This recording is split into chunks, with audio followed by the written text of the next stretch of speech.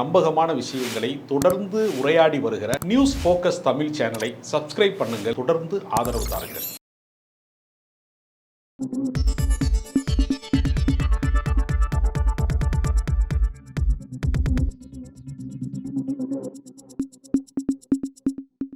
வணக்கம் சார். வணக்கம். மதிமுகவுக்குள்ள என்ன பிரச்சனை? குறிப்பாக மல்லை சத்யா வைகோட நீண்ட கால ஒரு உற்ற துணை, அவர் மீது ஒரு காட்டமான விமர்சனத்தை முன் வைக்கிறார். துரோகி அப்படிங்கிற மாதிரி மாத்தையா, விடுதலை புலிகளில் இருந்த முக்கியமான ஒரு நிர்வாகி மாத்தையா, அவரை போல இவர் ஒரு துரோகி அப்படின்ற மாதிரியான ஒரு காட்டமான விமர்சனத்தை முன்வைக்கிறாரு.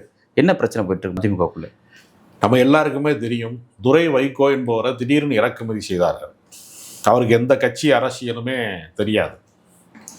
அவர் பல்வேறு வியாபாரங்களிலே பல்வேறு தொழில் சம்பந்தப்பட்ட முனைவராக நெடுங்காலம் வெளிநாட்டில் இருந்தார்.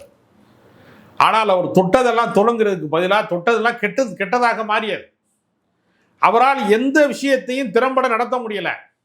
எதுக்குமே லாயக்கில்லாத ஆளா இருக்கான், ஒரு பெரிய தலைவருடைய மகனாக இருந்து கொண்டு எதுக்கு லாயக்கில்லாத ஆளா இருக்கான் அப்படின்ட்டு துரை வைகோவை கொண்டு அரசியலில் கொண்டு கடைசியாக விட்டாங்க. அதுக்கு வைகோ அடித்த ட்ராமா இருக்கு பாருங்க. அடே அப்பா, நான் தான் அரசியலில் கஷ்டப்பட்டேன், உனக்காக பல பேர் தீ குளிச்சான், உங்களுக்காக கட்சிக்காக பல பேர் சொத்தை இழந்தான், எல்லாரும் சொத்தையும் நீங்க வச்சிருக்கீங்க, நான் பெரிய தியாகி ஆயிட்டேன், ஏன் மகனும் தியாகி ஆகணுமா, நான் வர விரும்பவில்லை என்று சொல்லிக்கொண்டே தலைவாசல் வழியாக அதை வர விரும்பவில்லை என்று சொல்லிக்கொண்டே கொள்ளைவாசல் வழியாக துரை வைகோவை கொண்டு முதன்மை செயலாளர் வரைக்கும் நியமித்து கட்சியினுடைய அடுத்த தலைவர் இவர்தான் என்பதற்கு வைகோ போக வேண்டிய விழாக்களுக்கு, போக வேண்டிய திருமண விழாக்களுக்கு, தனிப்பட்ட அரசியல் நிகழ்வுகளுக்கு, எல்லா நிகழ்வுகளுக்குமே தொடர்ச்சியாக துரை வைகோவை அனுப்பி கொண்டு அடுத்த தலைவர் இவர்தான் என்று அடையாளம் காட்டினார். இவர் வாரிசு அரசியலை எதிர்க்கிறார் என்பதற்காகத்தான் ஏழுமலையிலிருந்து எத்தனையோ பேர் வெட்டப்பட்டார்கள், பல பேர் படுகொலை செய்யப்பட்டார்கள், பல மோசமான நிகழ்வுகள் நடந்தது, பல பேர் தீ குளிச்சாங்க. அவருக்கு வைகோவை கட்சியை விட்டு நீக்குவதா என்று பல பேர் தீ குளிச்சாங்க. அன்றைக்கு அவர் மீது சுமத்தப்பட்ட அதே கொலைப்பலி, எனக்கு எதிராக சதி நடக்கிறது என்று அன்றைக்கு சொன்ன அதே கொலைப்படி இன்னைக்கு அவர் கட்சியில அவர் தன்னுடைய வாரிசாக இருக்கக்கூடிய துரை வைகோவை முதன்மைப்படுத்த வேண்டும் என்பதற்காக யாரை உதாரணம் காட்டுறாரு? மாத்தையங்கிறவரை உதாரணம் காட்டுறாரு. அவர் யாரு அப்படின்னா, பிரபாகரனால துரோகி என்று அடையாளம் காட்டப்பட்டு சுடப்பட்டு கொல்லப்பட்டவர். அவர் அந்த இயக்கத்தை கைப்பற்ற முயற்சி செய்கிறாரு, அவர் காட்டி கொடுக்கிறாரு என்று சொல்லி கொலை செய்யப்பட்டவர். அப்ப மல்லை சத்யாவை பிரபாகரன் இடத்திலே இருந்து கொள்வதற்கான முயற்சியோட இதை பேசுறாரு அவரு. அந்த உதாரணத்தை அவர் எதற்கு சொல்றாரு? அப்ப தனக்காக எவ்வளவு விசுவாசியாக இருந்தாலும், எவ்வளவு நீண்ட காலம் உழைச்சாலும், எவ்வளவு வேலை செஞ்சாலும், என் மகன் இருக்க வேண்டிய இடத்திற்கு நீ எதிர்கருத்துடையவனாக இருக்கக்கூடாது. என் மகனுக்கு பிடிக்கவில்லை என்றால், உனக்கு அரசியலிலே 30 வருட அனுபவம் இருந்தாலும் சரி, நீ எவ்வளவு நீண்ட தியாகங்களை செய்தவனா இருந்தாலும் சரி, நீ உடனே வெளியேறணும். அதுக்கு பல காரணத்தில் சொல்றாரு. மாமல்லபுரம் தமிழ் சங்கம் நடத்துறாராம் மல்லை சத்யா. அவரு இந்திக்கோ சமஸ்கிருதத்துக்கோ சங்கம் வைக்கல, மாமல்லபுரத்துக்கு தமிழ் சங்கம் வச்சிருக்காரு. அது சார்பாக வெளிநாடுகளுக்கு போற போதெல்லாம் மாமல்லபுரம் தமிழ் சங்க தலைவராக போயிட்டாராம். சொல்லிட்டு போனேன் அவர்கிட்ட. இதுதான் மெயினான காரணம். யார் சொல்றா? வைகோ சொல்றாரு. வைகோ தன்னுடைய இறுதி காலத்தில், அதாவது இந்த கட்சிக்காக, இந்த கட்சியினுடைய அறக்கட்டளை சார்ந்து ஒரு 5000 கோடி சொத்து இருக்கு. அதை ஆட்டையை போடுறதுக்கு அடுத்த தலைமுறைக்கு தான் சேரணும், வேற யாருக்கும் போயிடக்கூடாது. கட்சி நாசமா போனாலும் பரவாயில்ல, இந்த கட்சியினுடைய சொத்துக்கள் அறக்கட்டளையினுடைய இதெல்லாம் எங்களுக்கு வரணுங்கிறதுக்காகத்தான் துரை வைகோ கொண்டு உள்ள வைக்கிறாங்க.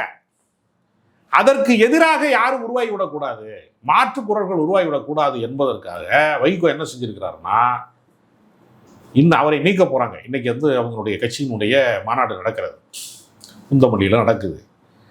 அவரை மதிமுகவிலிருந்து அவர் விலகி செல்கிற போது திமுக அவரை கையில் எடுத்து விடக்கூடாது, திமுகவினுடைய தளபதியாக மல்லை சத்யா விடக்கூடாது அப்படின்னா அவர் அரசியலில் பெரிய தலைவராயிருவார். நாளைக்கு கூட்டணி பேச்சுவார்த்தைக்கு வரும்போது மல்லை சத்யாவை பார்த்துட்டு தான் துரை வைகோ அப்பாயின்மெண்ட்டுக்கு கிடைக்குங்கிற நிலைமை வந்துடக்கூடாதுங்கிறதுக்காக நேற்று அவசரமாக முதலமைச்சரை போய் சந்தித்து மல்லை சத்யாவை நீங்கள் கட்சியில் சேர்த்து விடக்கூடாது என்கிற கோரிக்கையை வைகோ நேரடியாக வைத்திருக்கிறார். அப்ப கட்டம் கட்டிட்டார். அவரு கட்டம் கட்டிட்டு அவருக்கு துரோகி பட்டத்தை சூட்டி அவரை கட்சியை விட்டு வெளியேற்றணும் என்கிற ஒரு இடத்திற்கு வந்திருக்கிறார் வைகோ. அதனால வைகோ இதுவரைக்கும் செய்த வரலாற்று பிழைகளிலே, அவர் கட்சி ஆரம்பிச்சதே ஒரு வரலாற்று பிழை தான். அந்த வரலாற்று பிழையினுடைய இறுதி பிழையாக மல்லை சத்யா அவரை நீக்குவதன் வழியாக வைகோவினுடைய அரசியல் என்பது எவ்வளவு போலியானது, பொய்யானது, எவ்வளவு அபத்தமானது என்பதை அவர் நிரூபிக்க போறாரு. ஆனா மல்லை சத்யா வந்து ஒரு முக்கியமான ஒரு விஷயத்தை குறிப்பிட்டாரு. நான் பெரிதும் மதிச்சு போற்றத்தக்க ஒரு தலைவர் வைகோ அவர்கள். அவர் வாயிலிருந்து என் மீது இப்படி ஒரு பழி சொல்ல நான் வந்து நான் எதிர்பார்க்கவே இல்லை. ஸோ ஓகே சொல்லிட்டாரு. இப்போ நானும் சொல்லிடுறேன், வாரிசு அரசியலுக்காக தான் அவர் இந்த இடத்துக்கு நகர்ந்து போயிட்டாரு. இதுதான் வந்து ஒரு பெரிய சிக்கலாக இருக்குது அப்படின்ற ஒரு விஷயத்தை முன்வைக்கிறார். அது எந்த அளவுக்கு உண்மை? அதில் எந்த சந்தேகமே இல்லையே. துரை வைகோ அல்லாத வேறொருவருக்காக இதை செய்திருந்தார்னா இந்த விமர்சனம் பொய்யானது என்று நானே சொல்லுவேன். அவர் கதறி அழுகிறார். மல்லை சத்யா வந்து கதறி அழுகிறார். இப்படி இவருக்காக இவ்வளவு விசுவாசமாக உழைத்தேனே. எங்க திருநெல்வேலியில் மதிமுகவினுடைய ஒரு மாநாடு நடக்கிறது, அண்ணா பிறந்தநாள் விழா மாநாடு நடக்கிறது.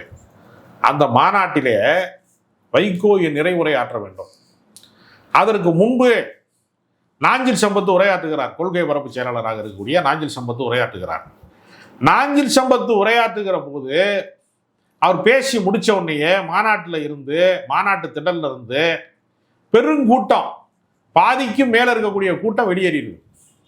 80 கார்கள் இல்லாமல் போய்விட்டது. கிளம்பிட்டாங்க எல்லாரும்.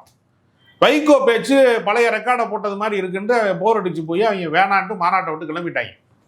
அப்ப கட்சியினுடைய அடுத்த கட்டமாக வைகோவுக்கு அடுத்த முகமாக நாஞ்சில் சம்பத் தான் அந்த கட்சியில் இருக்கிறார் என்று தெரிந்து கொண்டு நாஞ்சில் சம்பத்தை கூட்டங்களுக்கு எங்கேயுமே அழைக்கக்கூடாது என்று ஒரு வாய்மொழி உத்தரவை வைகோ போடுறார். அதன் விளைவாக வைகோ எங்குமே வந்து வைகோவினுடைய உத்தரவுக்கு பணிந்து நாஞ்சில் சம்பத் எங்குமே அழைக்கப்படவே இல்லை. அவர் பொறுத்து பார்க்குறாரு.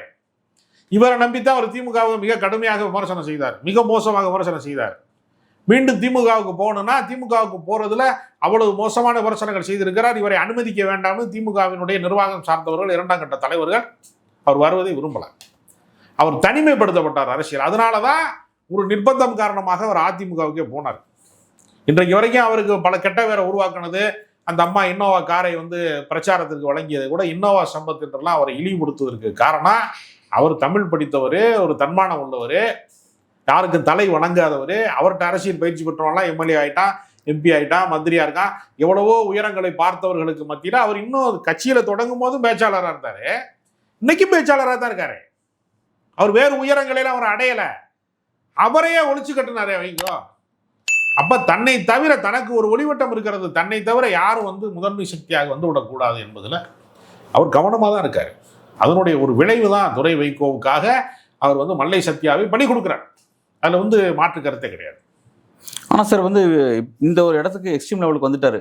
எதற்காக வந்து திமுக வந்து வெளியே வந்தாரோ இன்னைக்கு அதே வந்து அவருக்கு எதிராக திரும்புது அப்படின்னா இதை பற்றிலாம், இந்த டைமென்ஷன் பற்றிலாம் யோசிக்காம இந்த இடத்துக்கு வந்துட்டாரோ அது எப்படி நம்ம கட்சி அழிந்து விட்டது.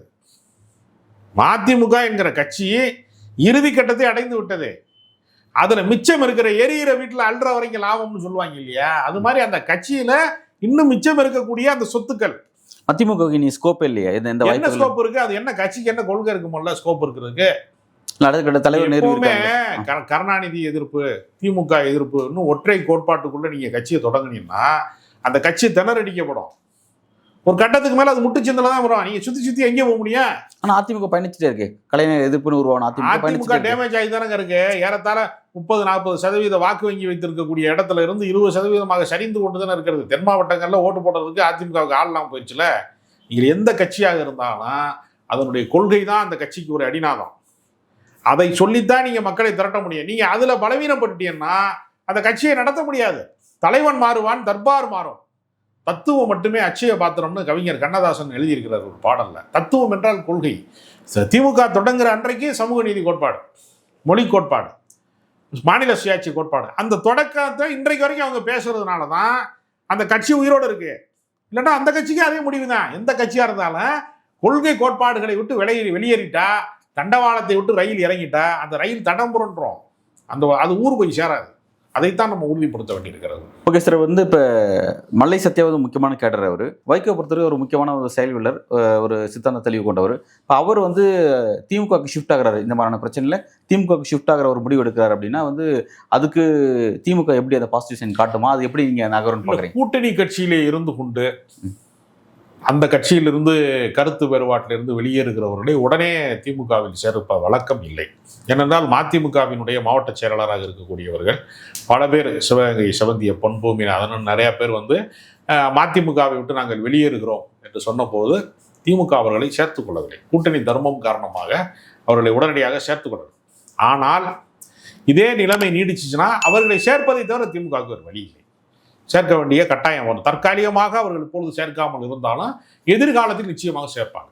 உரிய காலகட்டம் வரும்போது சேர்ப்பாங்க. நல்ல சார், மிக்க நன்றி.